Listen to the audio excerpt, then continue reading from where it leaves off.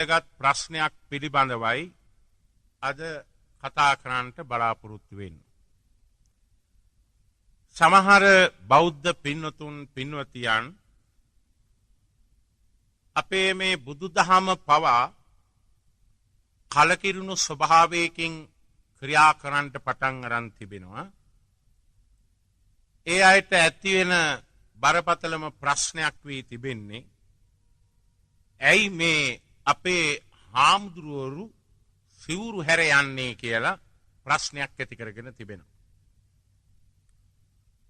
සිවුරු හැර යෑම ඇත්තෙන්ම අපිට ඒක වඩාත්ම පාපයක්ය වරදක්ය කියලා කියන්න පුළුවන් කමක් නෑ. අනිත් පැත්තට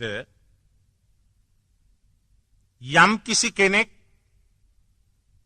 ඒ ආකාරයක සිවුරු හැර යෑම ඒ පුද්ගලයා විසින්ම වැටිච්ච ප්‍රපාතයක්.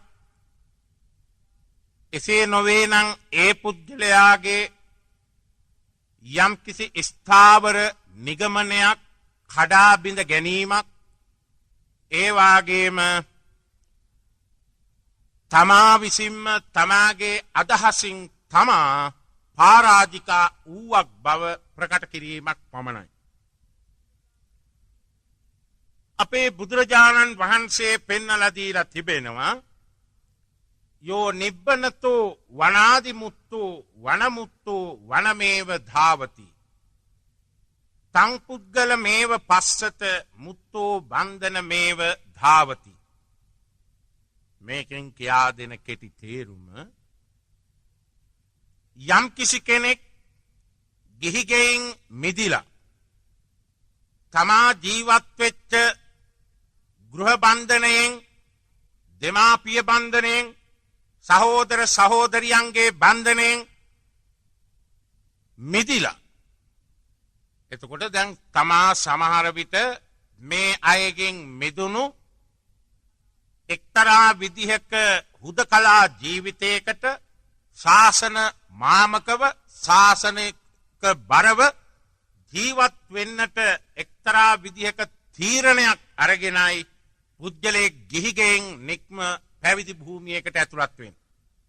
ඒක තමයි මෙතෙන්දි කියන්නේ යම් කිසි කෙනෙක් ගිහිගෙයින් මිදිලා පැවිදි වෙලා කාලයක් ඉඳලා නැවතත් අර වූ කෙලෙස් ගහන වෙච්ච බැඳුම් ගහන වෙච්ච කරදරකාරීත්වයෙන් අන්තර්ගත වෙච්ච බැඳීම් සමුදායකින් පරිපෝෂිත අර ගිහිගෙටම නැවත නැවතත් එහි ඇති යථාතත්වය අවබෝධයක් ලබා තිබියදී මෙතෙක් තමාගෙනන ලද සියලුම ප්‍රතිපත්ති ශික්ෂණ අත්හැරලා සිවුරෙන් ඉවත්ව නැවතත් ගිහි පුද්ගලයෙක් බවට පත්වන විට ඔහු එක්තරා විදිහක පරිහානියට පත්වී සිටින අයුරු බලව් කියන එකයි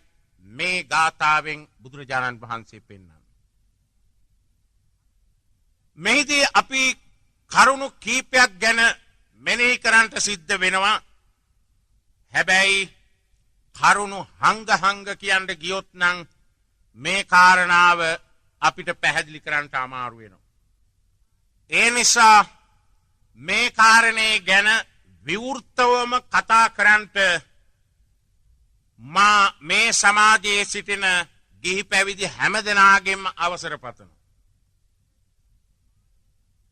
ශිෂ්‍යයින් කුමාරවරුන් ගිහියන් පැවිදි කරන විට ඒ පැවිදි කරන දරුවන් විශේෂයෙන්ම ඒ දරුවන්ගේ කාල සීමාව අපි බලන්න ඕන. ගිහියෙක් වශයෙන් ගිහි බන්ධනයෙන් නිදහස් වෙන්න නම් ගිහි බන්ධනයේ තිබෙන යථාර්ථයේ තේරුම් ගන්නට නම් අවංකවම ගිහි තත්වයේ තිබෙන බැඳුම් සමුදාය බන්ධනය කරදරකාරීත්වය හිරිහැර භාවය සාංසාරික දීර්ඝත්වය තේරුම් ගන්නට පුළුවන් අය පැවිදි වුණොත් මං හිතනවා ප්‍රශ්න ටිකක් අඩු වේවි කියලා. ඒ කිසිවක් දන්නේ නැති ඒ ළමයාගේ දෙමව්පියන්ගේ තත්ත්වය සලකලා සමහර විට ඒ ළමයාගේ තිබෙන පැවිදි ජීවිතයට ලස්සනයි කියලා පාට බලලා උස මහත බලලා හැඩරුව බලලා කුලය බලලා පෝසත්කම් බලලා තාත්තලා අම්මලාගේ නිලතල බලලා වත් පෝසත්කම් බලලා පැවිදි කරොත් අන්න ඒ දරුවාට ඒ දරු තත්ත්වයේ සිටින මානසිකත්වයේ විපර්යාසයක් සමහර විට අවුරුදු 15 16 18 20 25 යන විට ඒ තත්ත්වෙන් ඇතිවෙන මානසිකත්වයක් පැවිදි ජීවිතයට ඇතුළත් වෙච්ච කුළුඳුල් වයස තත්ත්වයක් අතර තියෙන පරස්පර විරෝධීතාවය නිසා සමහර අය සිවුරු හැර යන බව පැහැදිලිව පේනවා.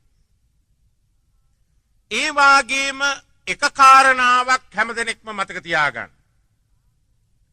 ඇත්තෙන්ම මේ ශාසනයේ විනයෝ ශාසනස්සච ආයු කියලා බුදුරජාණන් වහන්සේ පෙන්වුවේ මේ ශාසනය පැවතෙන්නේ දුස්සීලව හෝ සිවුරු දරාගෙන සිටින වැඩි පිරිසක් ඉන්න තාක් පමණක් නෙවෙයි.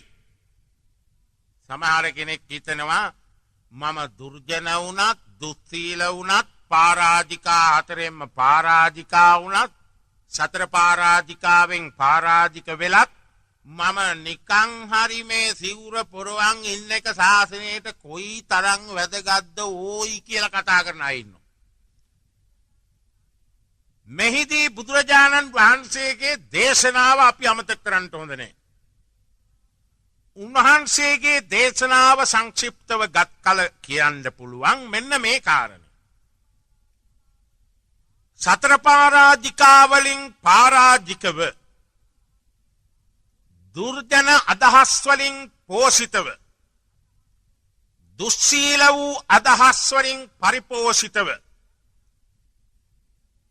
යම් යම් මිල මුදල් හරිහම්බ කර ගැනීමේ පරමාර්ථයෙන් පමණක් තමන්ගේ ඉන්න දෙමව්පියන් එහෙම නැත්නම් පවුලේ වැසියන් යම් කිසි සමාජයේ ස්ථාවරත්වයකට පත් කරන්න ඕන යන අදහසින්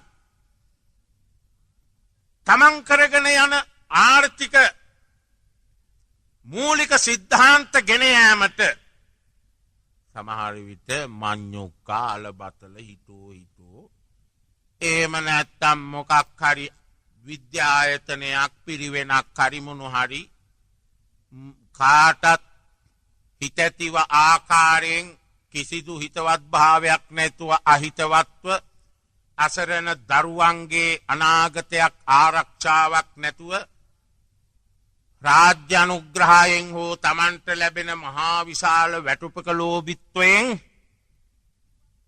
පමණක් ජීවත් වෙන්න ඕන කියලා දුස්සීලව දුර්ජනව මේ සිවුරට හැංගිලා ඉතිනවට වඩා එවන් අය සිවුරු හැර මේ ශාසනයෙන් ඉවත්ව යන එක මං හිතනවා පින්නතුනේ දුස්සීලව දුර්ජනව ශාසනයක් කාගෙන තමන්ගේ ඊටාම වැදගත් සංසාර විමුක්තියක් කෙලසගෙන මේකේ අස්සට වෙලා ඉන්නවට වැඩිය හොඳයි දෙපැත්තටම ලොකු සාහනයක් වේවි සිවුරු හැර යාන එක කියලා. ඉතින් ඊළඟ ප්‍රශ්නේ මේකයි. අපේ මේ සමහර කුඩා දරුවන් පැවිදි කරන ගුරු භවතුන් ගුරු හිමිවරුන් මෙන්න මේ තේමාව නිතර සිහිපත් කළ යුතු බව බුදුහාමුදුරුවෝ පෙන්නලා තියෙනවා. කුමක්ද? මහණෙනි ඔබ යම් කිසි ශ්‍රාවකයෙක් ගෝලයෙක් ශිෂ්‍යයෙක් ඇති කර ගන්නවා නම් ඔබ නියම පුත්‍ර ස්නේහයෙන්ම ඔහුට සැලකිය යුතුයි. පුත්‍ර ස්නේහයෙන්ම ඔහුගේ ලෙඩ දුක් බැලිය යුතුයි. පුත්‍ර පුත්‍රසෙනෙහිම ඔහුගේ අධ්‍යාපනය පිළිබඳ බැලිය යුතුයි. පුත්‍රසෙනෙහියෙන් ඔහුගේ ආරක්ෂාව සැලසිය යුතුයි. පුත්‍රසෙනෙහියෙන් ඔහුගේ සිව්පසය ගැන සෙවිය යුතුයි. මේ තත්ත්වය කොච්චර දුරට අපේ ගුරු හාමුදුරුවරු ළඟ තියෙනවද කියලා බලුවොත් හොඳයි. මට පේනවා එක පැත්තකින් මේ සමහර ගුරුවරුන්ගේ තිබෙන ආත්මාර්ථකාමී බව ඒ වගේම ඊර්ෂ්‍යා හදවත් වල ප්‍රතිඵල ගෝලබාලයෙන් සිවුරු හැර යන බව. සමහර තැන්වලදී බොහෝ දෙනා පැවිදි කරගන්නේ සමහර විට පන්සලේ තියෙන කුදු මහත් වැඩ කර ගැනීමට. ඉතින් ඒ වැඩ කරෝ ගන්නවා මිසක් ඒ ගෝලයාගේ අර්ථ සිද්ධියක් නැහැ. ඒ ගෝලයාට සුදුසු බණ දහම් ඉගැන්වීමක් ඉගෙන ගැනීමකට අවස්ථාවක් සැලසෙන්නේ නැහැ. සමහර තැන්වලදී තමන්ගේ වැඩිපුර පිරිසක් පාරිවේනික භාවයෙන් තමන්ගේ අධ්‍යාපන මට්ටම කෙසේ වෙතත් රජයකට ආදායමක් දෙන්ට තමාගේ පිරිවෙන බැලූ කල ශිෂ්‍ය සංඛ්‍යාව අඩු නිසා පැවිදි කරනවා. එහෙම පැවිදි කරවලා ඒ ලැබෙන ආදායම් මාර්ග ඔක්කොම තහවුරු කරගන්න. ගෝලයාට සබන් කැටයක් නැහැ සිවුරක් හොදන්න. ගෝලයාට පතපොත පෑන පැන්සල දෙන්න කවුරුවත් නැහැ. සමහර විට ගෝලයාට ලැබෙන දේවලුත් ඔක්කොම ගුරු තනතුරට පූජා කළ යුතුයි. ඒ පූජාවල් තහවුරු කරනවා විනා නාණ්ඩවත් ඇඟ හොදන්නවත් සබන් කැටේ නැවතත් අම්මා තාත්තා ගෙනත් දෙන්න ඕන තැනුත් පේනවා මේ රටේ එහෙම ගුරුවරු සිටින බව. ඒකයි මම කිව්වේ විවෘතව කතා කරන්න වෙනවා මේවා කතා කරන් යන විට. මේ වාගේ එක්තරා විදියක හේතු ගෝලින්ගේ පැත්තෙනුත් ගුරුවරුන්ගේ පැත්තෙනුත් තිබෙන දුර්වලතා මං හිතනවා ගොඩාක්ම මේ සිවුරු හැර යන්නට හේතු වෙනවා කියලා. ආත්මාර්ථකාමී ගුරුවරු සිටිනවා. තමන්ගේම තියෙන සුඛ විහරණයේ පමණයි. තමා හොඳ සිවුරු අඳිනවා. ගෝලයාට හොඳ සිවුරක් අඳිනයක් දෙන්නේ නැහැ. තමා සුව පහසුවෙන් යනවා එනවා වාහනවල ගෝලයට යන්න කියනවා පයින්. ඒ වගේම තමාට ආස දේවල් ගෝලයාට ලැබුණ කල ගෝලයාගෙන් ගන්නවා මිසක් ගෝලයාට දීමනාවක් නැහැ.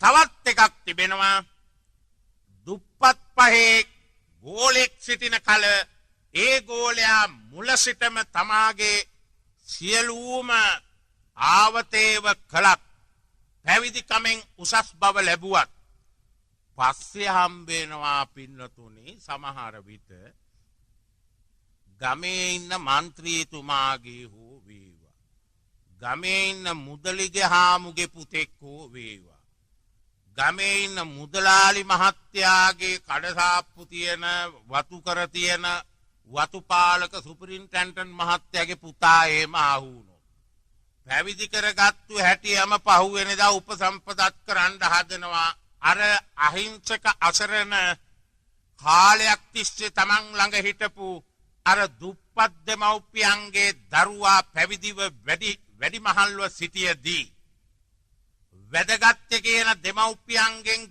පෝසත් වෙච්ච දෙමව්පියන්ගේ පුතා අරගෙන පැවිදිත් කරලා මදිවට ඒකම උපසම්පදත් කරන උපසම්පදා ජීවිතයට ඇතුල් කරපු හැටිය සිද්ධිය මොකද්ද? සම්පූර්ණම ගුරු හාමුදුරන්ගේ ස්ථාවරම ගෝලයා ශිෂ්‍යයා බවට රජේ තීරණය ශාසනයේ තීරණය පැවිදි වෙච්ච ගෝලයා පමණයි. එහෙම ඌ කල කාලාන්තරයක් තිස්සේ තමන්ගේ ආවතේව සියලුම අතවැසි සේවකකම් කළ පන්සලේ කුදුමහත් කටයුතු බලා හදාගෙන කරපු ගුටිකාපු බැනුම් අහපු මේ අසරණ දුප්පත් පොඩි හාමුදුරුවෝ මොකද කරන්නේ පින්නතුනේ? තමාටත් වැඳුම් පිදුම් කරපු අර කොළු ගැටේක් ඇවිදින් කාලාන්තරයක් හිටියෙත් නෑ. ඊයේ ආවේ, අද මහාන කළේ, හෙට උපසම්පදා වුණේ. එහෙම එක්කෙනාට කාලාන්තරයක් තිස්සේ පැවිදි වෙලා හිටපු එක්කෙනා වඳින්න ඕන නේද? වැඩි හිටියා යා නේද? දැන් එයාට නේද වඳින්න ඕන මෙයා? එහෙමනම් මේ කියන මානසිකත්වයේ දුර්වලතාවයක් හිටවන්නේ ඇයි?